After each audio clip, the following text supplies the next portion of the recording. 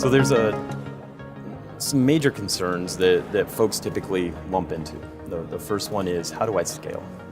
When you're building a third-party risk management program and you're starting to execute it, operate it, you start getting into it, you kind of take a traditional approach, you take a very basic approach to it.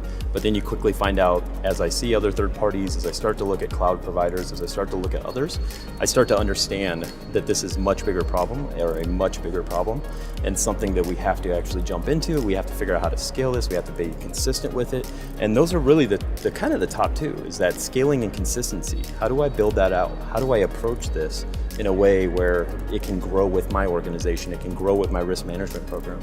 And at the end of the day, that's where most clients kind of start to fail and where they start to break down or where they start to invest in other things, is really right past that first point when they get something basic up and going and then they move on to the next. Organizations are looking for ways to understand, identify their third parties, understand the business risk with them, and then understand the controls that are in place to protect this information or the service that's being provided, and really dive into it. But as they start to scale that, as they start to build it out, what they start to do is automate it with technology, which is something that we would all love to do, right? That's kind of our fallback plan, is whenever you have a scaling problem, go to technology.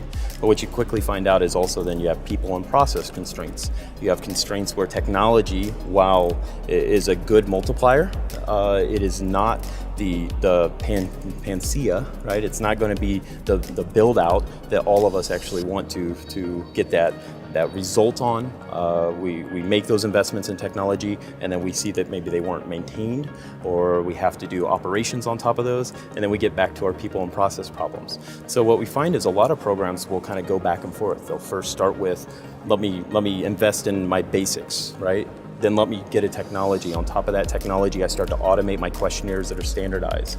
And I start to go down this path. But then you find that you have to operate and maintain this technology. You have to care and feed for this technology. And that's where it starts to get into your next hurdle, your next area for opportunity where you can start to look at efficiencies and scaling, is really after that next step that most people will take, is that technology purchase, that technology platform.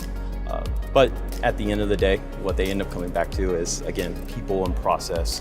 And that's really what I believe really scales a program and how you should approach it.